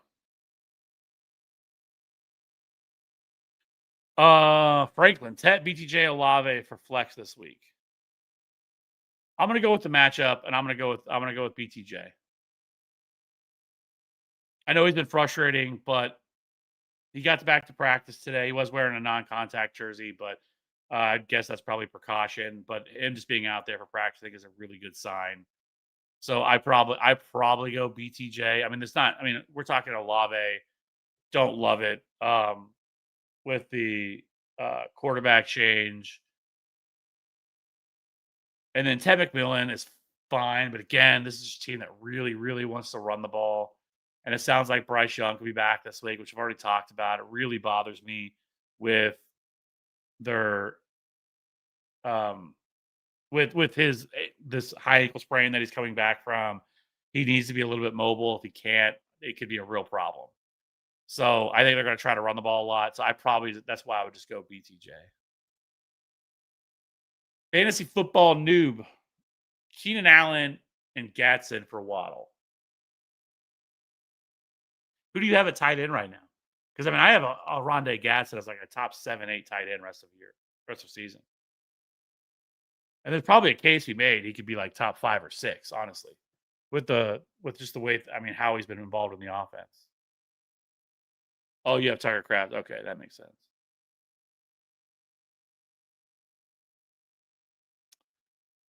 I don't hate it, because you obviously Tucker Kraft's been a monster. Keenan Allen, a little bit more boom or bust. Jalen Waddle is seeing like true like wide receiver one type of targets.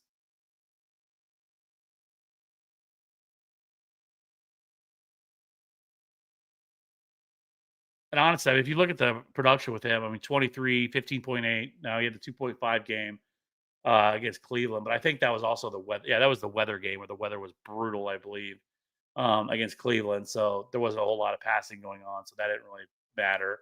And then last week against Atlanta, he bounced back again, 5 for 99 and a score.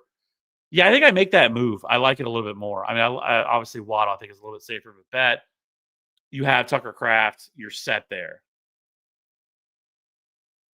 I mean, but Keenan Allen, I kind of talked about Keenan Allen already, but Keenan has been very hit or miss. I mean, especially recently, where the first 3 weeks of the year, I mean, he was awesome. But then since that point, he really only has one game where he's even been usable. Because he's been wide receiver 43, wide receiver 40, wide receiver 48, wide receiver 48 again, and then sandwiched in there in week 7 was that week 3 matchup against the Colts where he scored 28. So like there's a lot of unpredictability in there, a lot of volatility. And you have Quentin Johnson, you have uh Lad McConkey, you have now Rondé Gatson, who's emerging. So like I don't think the opportunity is going to be there. And now they are throwing the ball at an incredibly high rate. They're still first in the league in pass attempts per game. But we are seeing a little bit of a drop recently with Keenan overall. Where I mean, he's still seeing like okay targets outside of that week 7 game, 7, 9, 7, and 5. Like it's not bad, but he's been pretty touchdown dependent. Like if he doesn't score a touchdown, like he hasn't been great.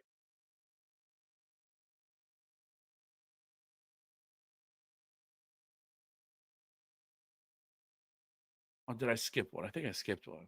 I think I skipped a couple actually. Yeah, because I went down to sorry. Traded Pittman and Daniel Jones for Lamar. Good. I mean, I think it really depends on what the rest of your team looks like to be able to say hey, that was good. I mean, like I said, Michael Pittman's been a top 10 wide receiver this year. Daniel Jones is a top 8 quarterback. I mean, obviously getting Lamar is great, but like I don't love trading for quarterbacks in a single quarterback league. I just think there's like you've shown with Daniel Jones, like there's usually, especially once we get through some of these buys, like a lot of the heavy buys are coming to an end. I know we still have a few weeks of buys, but once buys end, like you don't even need a second quarterback anymore. Just hold the one. But I mean, I don't hate it, but I probably it just depends on what the rest of your team looks like. Let me put it that way. My running back and wide receiver room: Javonte, Warren, Chase Brown, and Kamara, and then Puka T, Debo, Pearsall, Trey Tucker, and Keon. These players are on the trade market. Garrett Wilson, Junkins, AJ Brown, Sutton. Who should I grab? Move, grab, rest. I would go after AJ Brown. Um, he should be good to go coming off this bye week. I know he sat out. I think that was out of precaution, and I think giving him the extra week was probably good. But AJ Brown, and I think AJ Brown could be on the cheaper side to be able to acquire.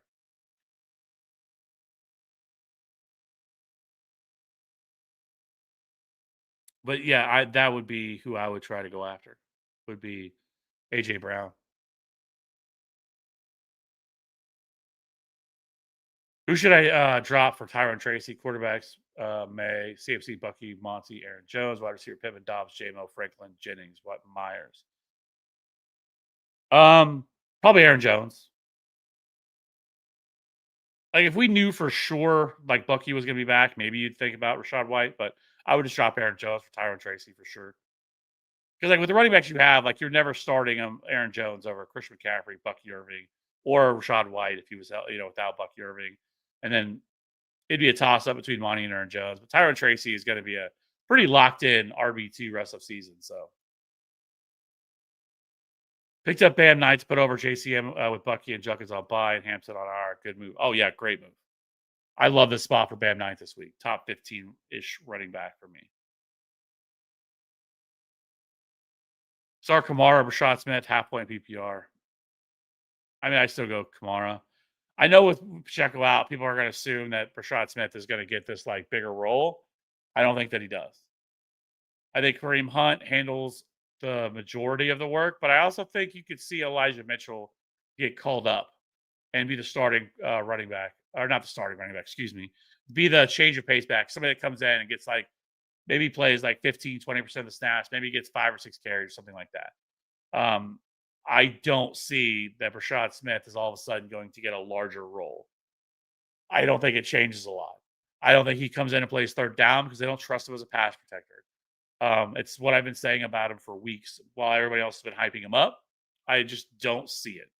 That's going to come to fruition. That he's all of a sudden going to be like Jerick McKinnon was. Jerick McKinnon, like I keep saying, like I've said, is that Jerick McKinnon was a phenomenal pass protector. Like, and you have to be able to do that with Patrick Mahomes. And so if he can't do that, he's going to continue to be more of a gadgety type player. And so I don't think you're going to see some large bump for him. And so I would go with Kamara. Shroud or Lawrence at quarterback. I probably go with Lawrence. I will say with CJ Stroud, like we saw last week, CJ Stroud at home as versus on the road is a real thing. CJ Stroud at home is averaging like over 280 passing yards per game. And like this is his career, is averaging over 280 passing yards per game. And it's like 2 touchdowns per game at home. On the road, it drops down to like 209 passing yards per game and less than a passing touchdown per game on the road. Like he has been way more his home road splits way more dependent. But it is still the Broncos. I know they're going to be without Pat Surtain. Still have a lot of respect for this defense, and so I would go with Trevor Lawrence against the Raiders. So that being said, I think that's the last question right now. That's in chat.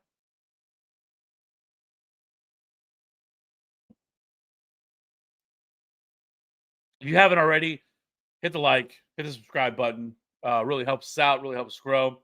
I've been really appreciative of all the support so far this year. Yeah,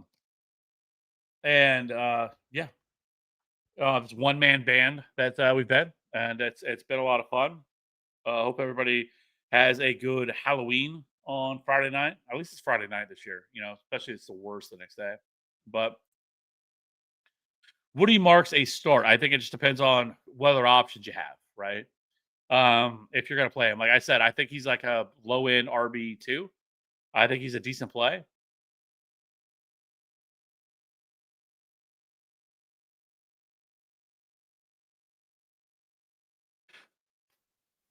Caleb or Stafford for week 9. I slight lean towards Caleb Williams, but man, it makes me nervous.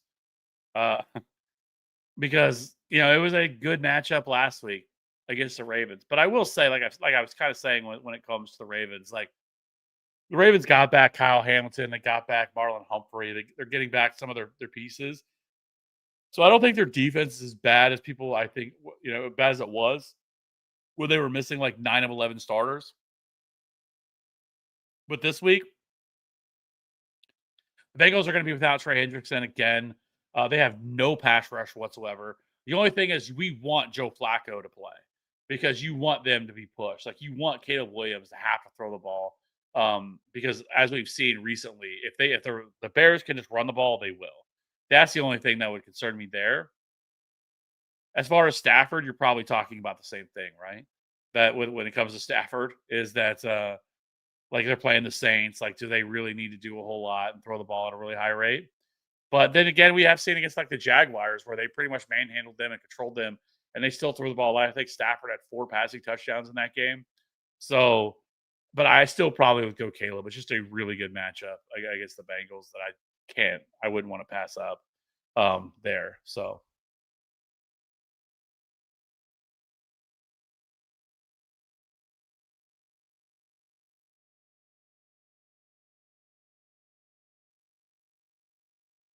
also Benson or Godwin still worth stashing. Benson definitely is. Godwin, I don't think so. I I just don't I don't think he's gonna be productive. And we saw him come back after, when he finally came back. He was targeted, but like he just doesn't look like the same guy. He's definitely looks like he's a step or two slow, which makes sense because all the off season, surgery and then re-injury that he had. And it's for a player that's 30 years old, like I don't think there's a high likelihood that Chris Godwin this year is that dude. Like as a guy that you're going to regret not having or regret dropping and not having on your roster. Where Trey Benson very well could be once he comes back, and it sounds like he's trending pretty close to coming back. Like probably the next week or two, Trey Benson should be back. Now, what does his role look like? I don't know. Like if Bam Knight comes out and crushes it, on Monday Night Football against the the Cowboys, like there's a scenario where this is more of a 50-50 split for Trey Benson. But either way, Trey Benson's still going to have a role in this offense. So I still think Trey Benson is definitely worth stashing for sure because he should be back soon. Another sneaky stash as well, speaking of Chris Godwin, actually, is Jalen McMillan. With all the injuries they have, and Jalen McMillan was originally supposed to be back, I think, around week 10, week 11. And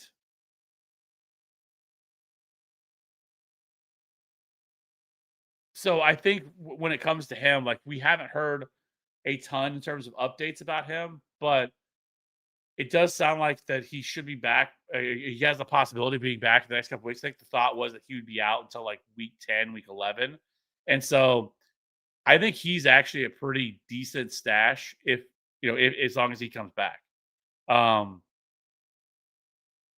I was trying to see if there's been any more updates on Jalen McMillan, but with all the injuries they have and most all these guys out, like Jalen McMillan, who we kind of saw last year, was kind of like a low key league winner down the stretch. I think he scored like 6 touchdowns over the final 4 weeks of the season or something like that. But we should be getting closer to Jalen McMillan returning.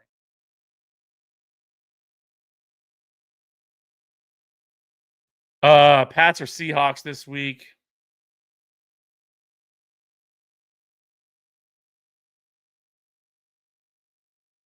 It's really close. Obviously, I think I would slight lean Seattle just because I don't think Jaden Daniels is going to be very mobile. Like coming off a second soft tissue injury, I think they try to have him be a little bit more of a pocket passer, not get him out and run as much. So I think I lean Seattle over New England, but New England I think is a pretty strong play too. I'll say this: if Michael Penix isn't back and somehow it's Kirk Cousins again, then I would definitely go Patriots.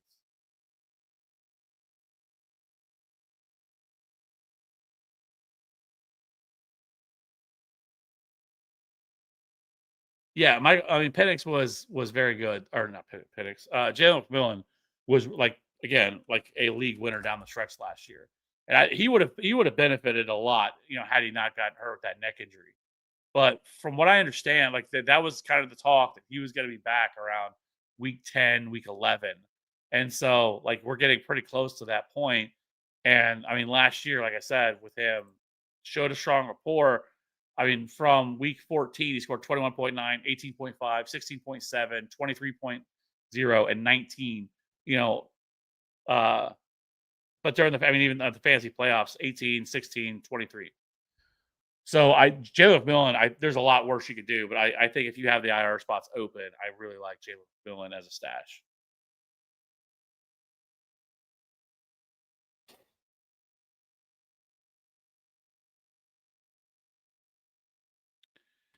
Well, I think that's all the questions we got here. So I guess we'll get out of here.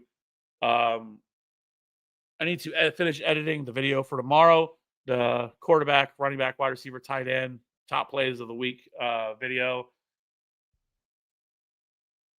And Joe being traded. It sounds like there's like if there's a high likelihood of a player being traded, he feels like he's near the top of that, especially of offensive players. it makes a lot of sense for them too. Obviously, you have Harold Fannin, like you're not going anywhere this year. They keep collecting draft capital, which they kind of already started with when they let them come up. They have future picks this year um, for the upcoming season. So I think there's a pretty decent shot he would get traded. Like just trying to think of like teams that could use David and Njoku, like and maybe Pittsburgh would be a team, but I just can't see them trading him within division. That's probably the tough part there in terms of landing spots. But depending on where he goes, then yeah. But I think there's at least a shot that David Njoku is traded. I know we get hyped up for the trade deadline in the NFL every year, and then it just kind of falls flat because the NFL just doesn't trade at the same level as like Major League Baseball or NBA does, where there's like a really fun NBA trade deadline. The NFL just typically doesn't happen. Usually we get all excited for this and like two players get traded, or they're a bunch of just like, I don't want to say no namers, but guys that aren't like big impact, especially offensively. So we'll see if anything it does come. I feels like that Jacoby Myers, David Njoku seems to be like the top two that we hear the most about. Seahawks or Rams? Rams possibly. Obviously, I mean Higbee is whatever. Um, and then they did draft Terrence Ferguson, who I like, but obviously not going to have an impact this year. Seahawks have AJ Barner. Um, would make some sense. I like obviously it's an upgrade over who they have for sure. Um, I know the Broncos have been talked about really wanting trading for a tight end, which is funny because they went and signed Evan Ingram. But I know there's somebody that's linked to it wanting a tight end. Obviously, that would be an upgrade over Evan Ingram. I mean, I'm trying to think of other options or other teams, other team places that he could go.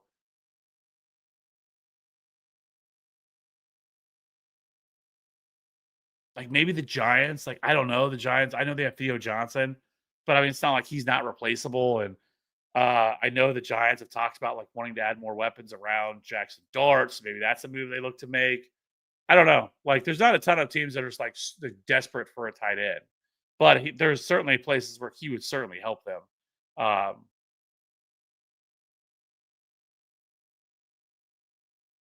yeah. I'm sure there's some other spots that I'm not thinking of that just aren't coming to me on top of my head. But maybe the Rams, that might make some sense, or the Seahawks.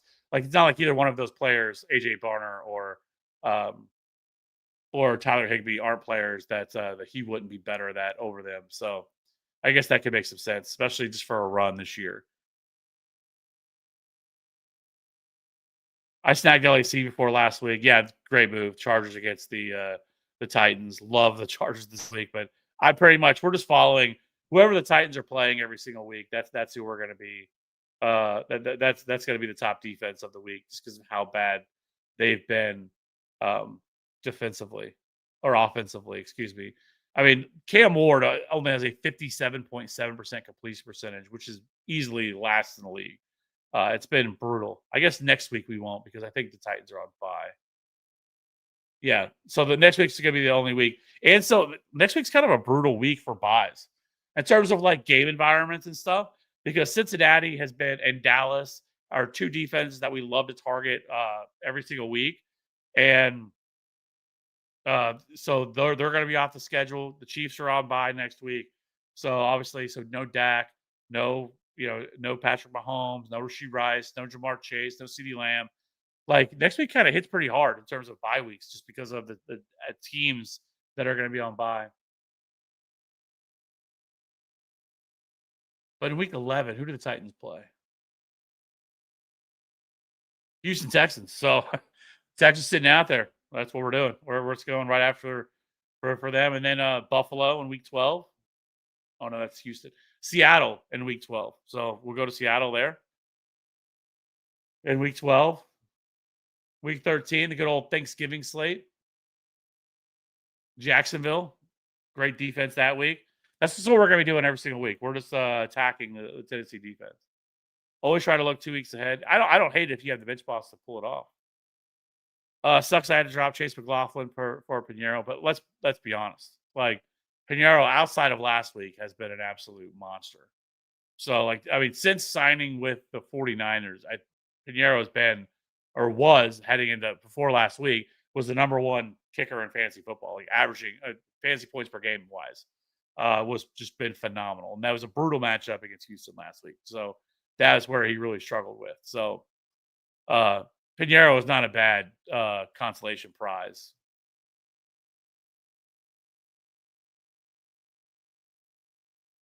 Yeah, it just the 49ers couldn't do a goddamn thing last week at all. It was brutal last week for the 49ers offense. I mean, nobody did anything. I mean, Christian McCaffrey was completely shut down. I think he had like, what was it, 8 PPR points or something like that? So, I mean, that was a very, very tough scene.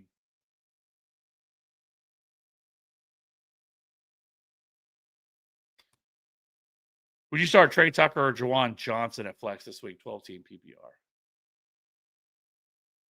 With the change in quarterback, I probably don't really love I don't love that spot.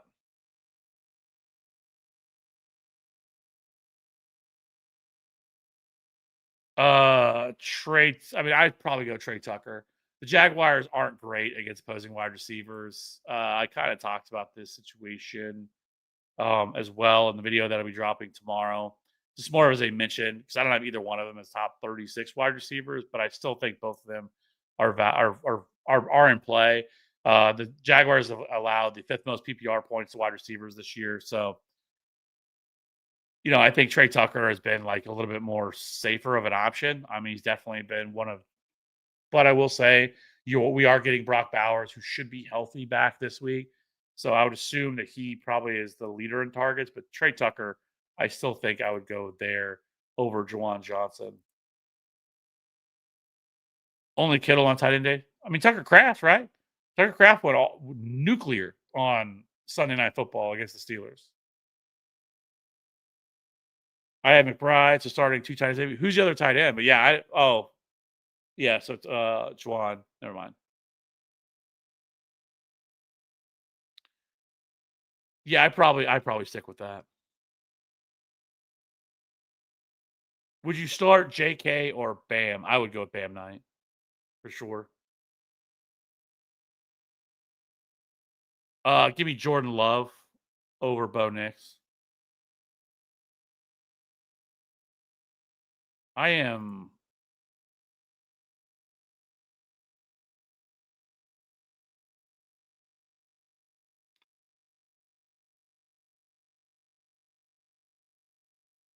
I guess I do have Nix just a little bit higher.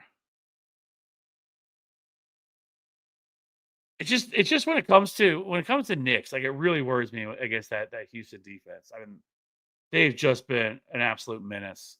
But when it comes to Jordan Love, it has way more to do for me about I'm more concerned when it comes to Jordan Love that against Carolina that they just run the ball. I mean, the Packers just want to run the ball. Like they do not they don't throw it as high of a rate. They've been pretty pass game neutral. So I think I would go with. I mean, you could go Jordan Love. Obviously, the matchup's probably a little bit better against Carolina. You definitely love the game script better, especially like I've said, if Derek Brown is out in that game, like I could talk myself into it. I just think Jordan Love's a lot more volatile in this spot. So, I mean, if you want to go Jordan, I probably would go Jordan Love.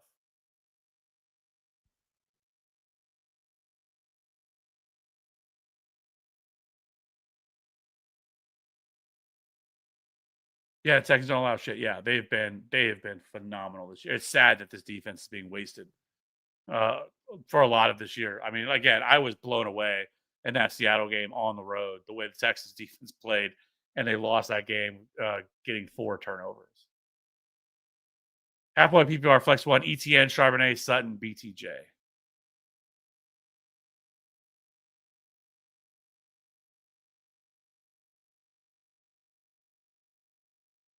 I would go with ETN. It's close between him and BTJ, actually. Where is Hunt in your rankings? I keep doing the wrong thing. He is Well, if I move the comments, running back 22 for me. Might move him a little bit higher by the end of the weekend. Once we get confirmation, just wasn't 100% sure if Pacheco is going to miss. Sounds like he's probably going to. I would be pretty surprised if he did play, but if once he gets ruled out, I probably move him up to like the Jalen Warren type, um, probably type range, because the Bills have been really bad against the run. I think they're allowing, it's like the fifth or sixth most fantasy points to opposing running backs. I think Kareem Hunt then just this is like last year, where he's kind of the focal point, the workhorse of the backfield. He's got to be involved. Once you get to the goal line, he's got to be involved in the passing game, and so Kareem Hunt's a pretty solid play this week, I think. Once we get that. Liking Darnold for his matchup this week and rest. Yes, matchup is very good. The only thing with him is, again, do they throw the ball enough? Because right now he is last in the league in pass attempts per game, averaging just 29.3 pass attempts per game, which is the only problem. So, but the matchup is phenomenal. And if the Commanders can push, especially if they can build like an early lead over Seattle, then yes, then that's what I think Darnold has, what his ceiling that he has. Or if he gets a little bit more passing touchdown, because prior to the last game, I think against the Texans, like he had back-to-back games where he scored 20 plus fantasy points. I grabbed Darnold, Baker on bye. Yeah, Darnold I think is a pretty solid play this week. He's another player I talked about in the video that I have coming out tomorrow. BTJ, Keenan Allen, or Gatson in the flex, full PPR.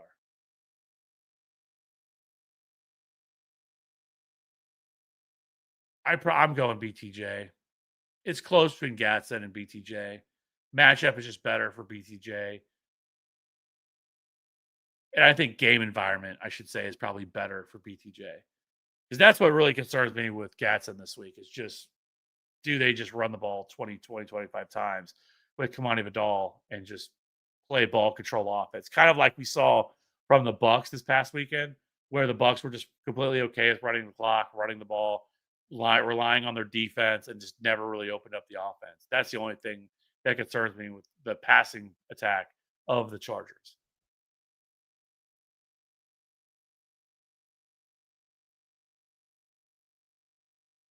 Lawrence still there, but I think Darnold. Yeah, JSN has been so good this year. I mean, it's between him and Puka are the two best wide receivers so far this year. And you probably give the edge to JSN because Puka got hurt, but it's very close. But it's JSN, Puka, Ja'Marr Chase, especially recently, is involved in the conversation. But it's probably those three for sure. But Puka and JSN have just been cheat codes. RB2 slot options: Rico, Charbonnet, or Woody. Thanks. I'd probably go Rico Dowdle, especially with the comments that Dave Canales earlier this week had talked about him, basically admitting defeat on Chuba Hubbard, that Rico has looked far better, and he has. I mean, if the last couple of games, Chuba Hubbard's been back, it's been clear who their best running back is, and that's Rico Dowdle. And so I think that out of respect, they tried to give Charbonnet the opportunity to take back the backfield, but it's clear that Rico Dowdle is a better running back of the two. And this team is better off with Rico Dowdle running the ball.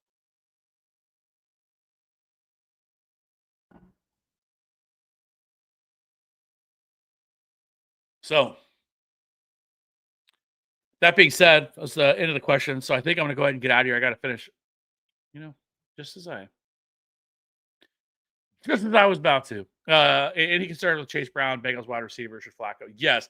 Huge issues if Joe Flacco were to miss. I would downgrade all of them in this matchup, even the matchup against the Bears. I just would not love the spot for Chase Brown or Ja'Marr Chase or T. Higgins.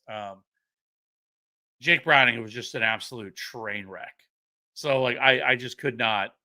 I would downgrade all of them. Like Chase Brown would probably drop out of the top 24 running backs. I have him as like RB 13, and then I would drop probably Ja'Marr to like a low end wide receiver one, high end probably a wide receiver two. T. Higgins would probably drop out of my top 24. So let's all pray. Can we all pray that Joe Flacco, which is crazy to think, especially because how bad Joe Flacco was playing earlier in the year, that we would all be praying for Joe Flacco to continue starting for the Bengals and that he gets through this AC joint sprain and is able to play this weekend against the Bears. What's up? Bakes a lot. Would you trade Brees Hall for Jefferson? Yes. Yeah, I'm doing that.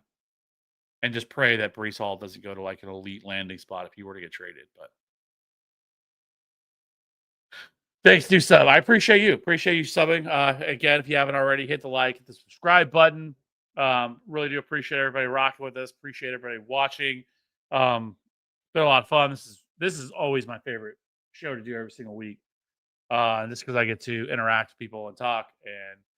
And maybe when baseball season is over, which actually this is our last tournament of the year that we have coming up this weekend, I thought about also maybe doing like if I have time or availability, doing like a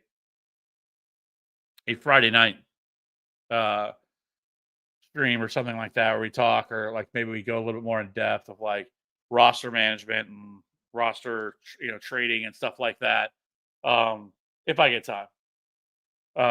Depending on how things go, or maybe we could do something else, or maybe we could just open it up. And we used to do where I would drop the link in the chat, people could just jump on, and we could talk fantasy football, community building night. So we'll see. But either way, I'm gonna get out of here. I got to go finish editing this video for tomorrow morning. Please sure to check that out. If you do, hit the like, hit the subscribe on that, or hit the like on that one as well. If you have any more questions the rest of the week, that'll be the place to leave your comments. Or you could join our Discord as well, which is in any of our videos that we put out, and send the link in the description on those as well. So that being said, everybody has a great night. Every time I try. Should I drop Mayer for anyone else on waivers? I mean, it's really hard to say without knowing who's on waivers. But yes, you can drop Michael Mayer now that Brock Bowers is back. Anybody's better than that. So if you have any questions, Willie, put on one of the videos or jump into our Discord. We can help you out for sure. Discord is a lot of fun too. So that being said, I'm gonna get out of here. I'll be back again very soon, tomorrow morning actually. The week 9 must starts, and we will see you very soon. Everybody have a good Halloween too as well. Stay safe, have fun, whether you have kids or you're going to party or whatever it is you're going to do on Halloween night on Friday night. Stay safe. We'll see you on the next one. Bye.